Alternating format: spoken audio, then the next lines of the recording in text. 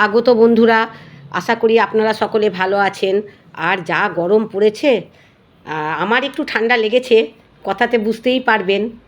তো আমি আজকে, আর খুবই গরম পড়েছে, আজকে আমি রান্না করব, দেখে বুঝতেই পাচ্ছেন, ছোট্ট ছোট্ট আমড়ার এই টক। তাই ছোট ছোট আমড়ার টক বানাচ্ছি। তো এইখানে আমি আমড়াগুলো দেখালাম। এইবার আমি আমড়াগুলোকে খুব সুন্দর করে কেটে আর ধুয়ে রেখে দিয়েছি। আর আমড়াগুলো কিন্তু খুবই কচি। তো বটিতে দিচ্ছি আর দেখছি সুন্দরভাবে নেমে যাচ্ছে। তো যাই হোক, আমড়া তো আমার কেটে ধুয়ে রাখা হয়ে গেছে। আর এইখানে আমি কড়াইয়ে এইবার দিয়ে দিয়েছি সর্ষের তেল, আর দিয়েছি সর্ষে ফোড়ন আর শুকনো লঙ্কা। এটা আমি যেহেতু আমড়ার টক, একটু সর্ষে ফোড়ন দিয়েই আমি করব এই রান্নাটা। তা এইবার আমার ফোড়ন তো বেশ ভালো সেন্ট হয়ে গেছে, বেরিয়ে গেছে। তো এইবার আমি আমড়াগুলোকে দেখুন দিয়ে দিলাম। তা আমড়াগুলোকে এইবার আমি একটু ভাজা ভাজা করলাম। আর আমি দিয়ে দিলাম নুন আর হলুদের গুঁড়ো। দেখতেই পাচ্ছেন নুন হলুদের গুঁড়ো দেওয়া হয়ে গেছে।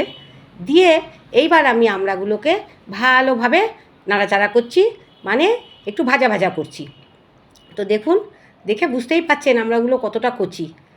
তো এখানে আমি অনেকক্ষণ ধরেই বেশ একটু নাড়াচাড়া ভাজা ভাজা করলাম। আর এই গরমকালে তো টক খাওয়া ভালোই, তো দেখলাম যে একটু টক আজকে রান্না করি।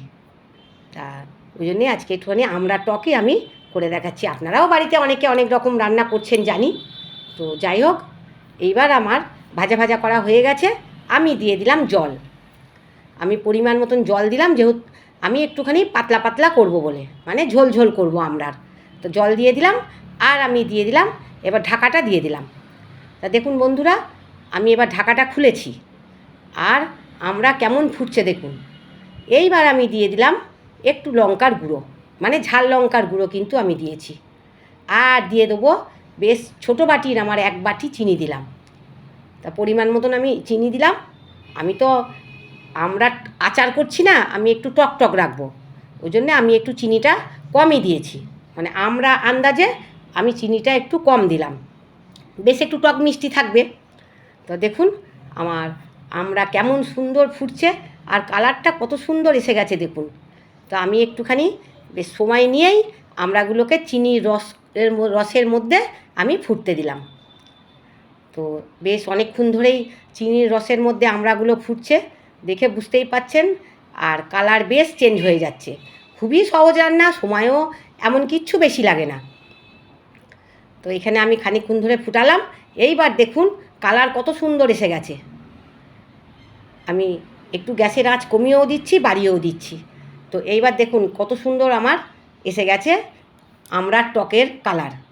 তো এইখানে আমি একটা ছোট বাটিতে আমি আমড়ার টক কিন্তু তুলে নিয়েছি। তো তুলে আমি রেখে আপনাদের দেখাচ্ছি। দেখুন বন্ধুরা কত সুন্দর কালারটা এসেছে, আর খেতে কিন্তু খুব ভালো হয়েছে। আমরা তো খেলাম, তো খেতে খুব ভালো হয়েছে। আপনাদের যদি এই রান্না ভালো লেগে থাকে, তো আপনারা অবশ্যই বাড়িতে বানাবেন। আর সবাই ভালো থাকবেন। আজকে আসি।